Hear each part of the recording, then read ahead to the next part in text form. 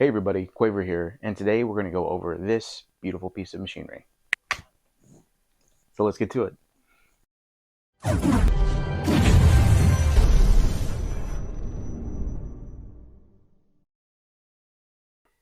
Alright, so today we're going over my beautiful solar guitar, which is the A1.6 ROP Plus in Swamp Ash.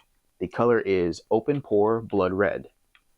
Alright, so you've probably seen this guitar hanging in my background on my wall as decoration, or you've seen it in a few videos where I've done a solo or teaching or something like that. This is my solar guitar A1.6 ROP Plus. I know, it's a mouthful. In blood red open pore matte finish. The body type is Swamp Ash, and this is my favorite guitar that I've ever played on. I fell in love with solar guitars whenever I went to my local guitar store and everything looked pretty good. I picked up some PRSs, some Fenders, but one day in the used section there was a bright yellow matte finish 7-string solar guitar. I picked it up and played it, and it was at love at first sight, or love at first pluck, because the first thing that I wanted to do was play as many covers and try and traverse different genres of music, from blues to shred to different types of metal, even a little bit of classical here and there. The one thing that I saw consistently going from that guitar to this guitar was quality. I am blown away with how much I fell in love with this guitar. All the little bells and whistles on it are something that I never knew were going to be an essential whenever I was in the market for buying another guitar as well. And some of the things on this guitar I'm finding as essentials that I'm going to be purchasing or looking for my next purchases or the next guitars that I have. So let's go ahead and dive into it. I said that this is the ROP Plus in Open Pore Blood Red Swamp Ash, and it has a lot of bells and whistles on it that I've never tried until I got this guitar. One main one is the bridge system. This has an Evertune bridge system, and never messed with it, never really knew too much about it, and when I picked it up, I was lost. The actual in-depth discussion and walkthrough that Ola does for his channel, as well as a few other people that have been doing Evertune setups, they are so useful, so helpful, because as soon as you're able to get to understand how this is actually used and what to do with it to maintain it, it's simple. I will never forget these instructions. They're very easy to go through. I am not knocking Floyd Rose, but if comparatively you're looking at something for tuning stability compared to a Floyd Rose, compared to an Evertune, I'm going to do Evertune every single time. I'm not knocking Floyd Roses. I don't particularly like them that much, but to each their own. I've only played on a handful of them, but the last time that I ever tried to replace strings on them, I just didn't like it particularly. But that's just me. All right, some of the other details on this guitar are actually really cool. From one very vain thing on my part was the main driving point for all of this was not just purely because it's red, because oddly enough, from all the blue that you've seen around me, I'm not much of a fan of red until I found something this pretty. The main driving force for this was the all red logo. It actually was really cool aesthetically for me because it felt cohesive. This was one solid piece. This was the theme, and they didn't kind of stray from it, which was really cool. Some of the other things that I really liked about this are the locking tuners, or locking headstock pieces right here. Technically, if you know how to use an Evertune, these are just the tensioners, and the tuning is done here, but that's a separate video. Something that I find really cool about my other guitar, which it's not up there, I'm actually about to make another video about the update on my other one, which is the Misha Soar Juggernaut guitar that I did a review on not too long ago. I'm doing an update video on that.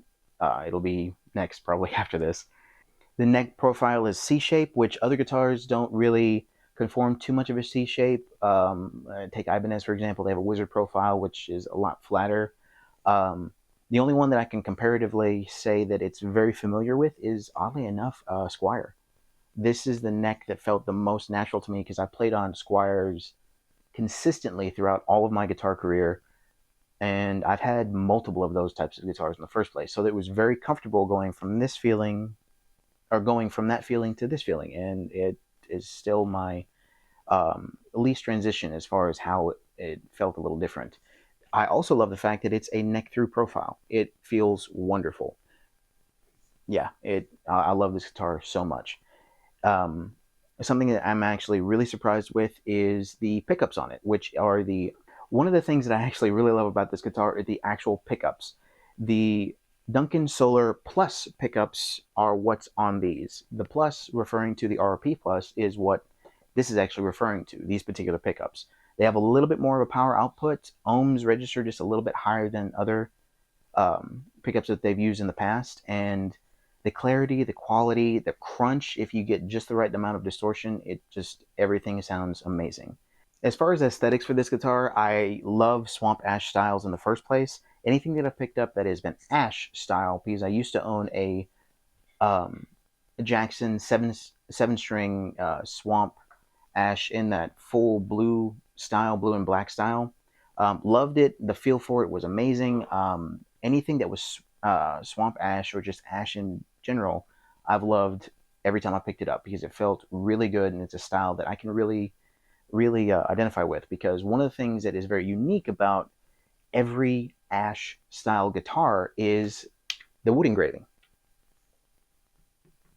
Even though that it would say like there's multiple of this particular style of guitar or guitars that have this body style or style type or body type, anything like that, anytime that it's a Ash style, it's going to be unique to you. Every guitar is a little different. There's nothing about this guitar that's going to be identical with the next one that they put out for the same style, the same type, which I really love. It makes it to where it's very unique to me. And I'm a stickler for a lot of aesthetics for when it comes to that, and it feels amazing. Unfortunately, I love this guitar quite a bit, and how much I've ended up using it, that kind of bummed me out, but you can definitely tell how much I've used and played with this. So, yeah, that's actually one of the main selling points for a lot of Ash style guitars in the first place, is the uniqueness of it, which I love. Now, this guitar retails for about $1,100. It was that much for whenever I was looking online the last time, but unfortunately, I don't see too much of this being in their stock anymore. So hopefully they're going to put it back on their website. If not, then this might be considered a rare guitar, because it would be a shame, because I really hope that they start selling these back on their website a little bit more. If not in a different color or a different type of style, but this overall has been the most comfortable, most reliable, and sounds the best to me for the genre of style of music that I love to play and teaching. And I hope one day that it gets back onto the website, or at least something that's very similar to this. Yeah, I absolutely adore this guitar. It has a 5-way switch, tone and volume knob. I really love the aesthetics for how it's also black on red, and there's just a little bit of chrome here and there, but that's just for the fret dividers, things like that. But you've heard me ramble a little bit too much about this guitar. How does it sound? Well,